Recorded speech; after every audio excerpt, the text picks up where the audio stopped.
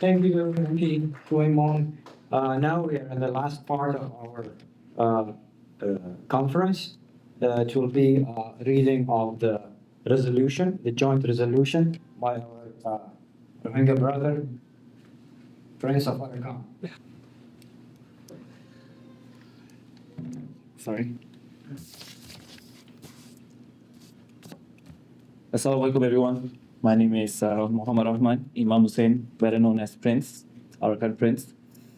So before I begin, I would like to invite everybody to take a moment of silence to remember all those innocent souls who has been lost on this journey.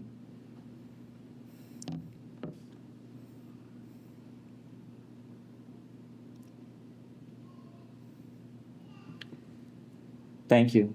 Thank you very much. It's sad, right? It's really sad that this is the day, August 25th is the only time that most of us, get curious who are the Rohingyas? Why are they killed? What happened to them? All these questions, the question marks, comes generally most of the time on that day. And here we are, standing, reminding, remembering, and also recalling those moments. I am the offspring of genocide survivor. My parents have gone through the worst of the worst, of course, but I have been lucky enough to stand over here to represent our people, to represent those who've been through the worst. And I would like to say thank you for those who are here today. And let me get into this.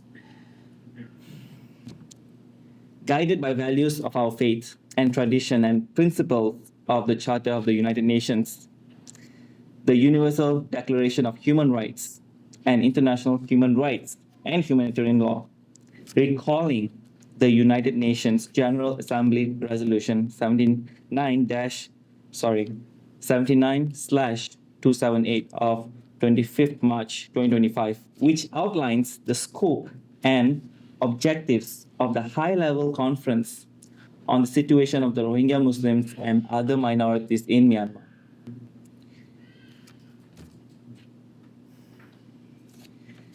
Reiterating, I'm sorry.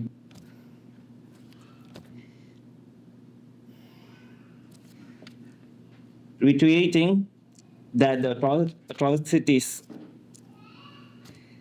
committed against the Rohingya people, beginning in full force on August 25th, 2017, has been recognized as genocide and crimes against humanity by the United States government and numerous international bodies, alarmed by the ongoing violence, including recent attacks by the Arakan army, which have resulted in the further international displacement of over 75,000 of Rohingyas in 2024 alone, and a deepening humanitarian crisis, recognizing with profound gratitude the critical and compassionate role of the government and people of Bangladesh in providing refuge and sanctuary to over 1 million Rohingya fleeing genocide, expressing grave concern over the dire condition in refugee camps in Bangladesh, including severe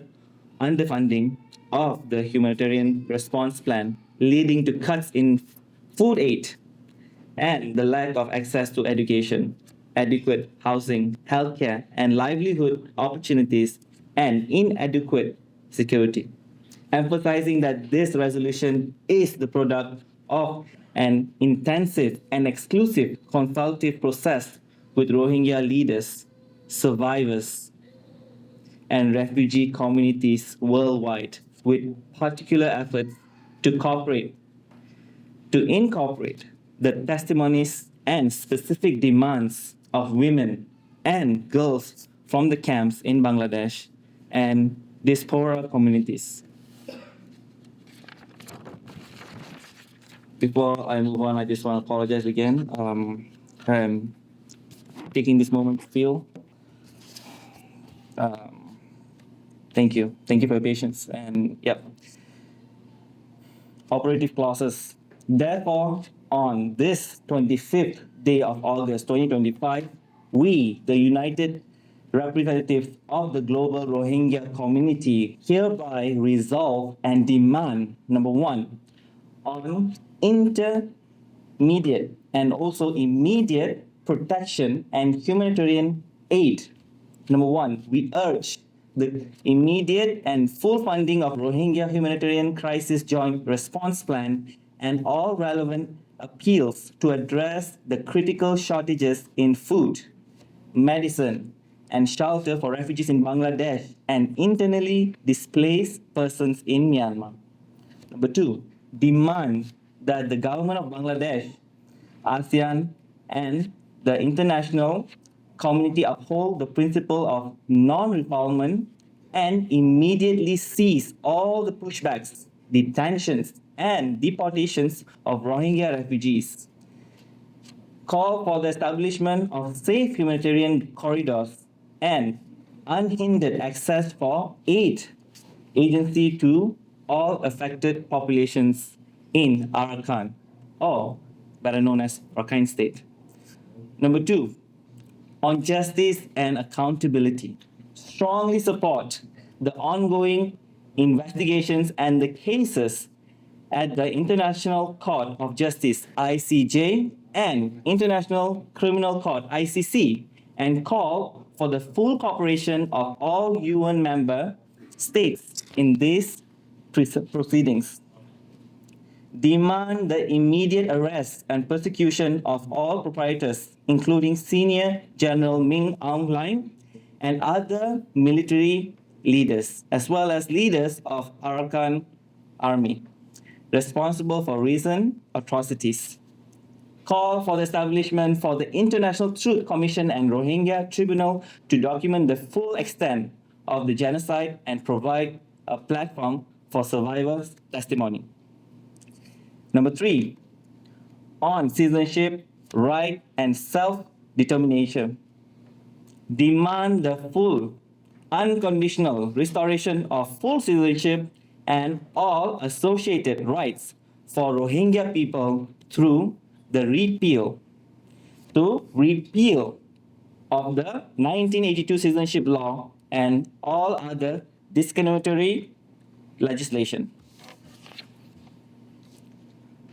Affirm the right to self-determination and call for guaranteed autonomous government and governance and meaningful political representation for the Rohingya in any future federal democratic system in Myanmar.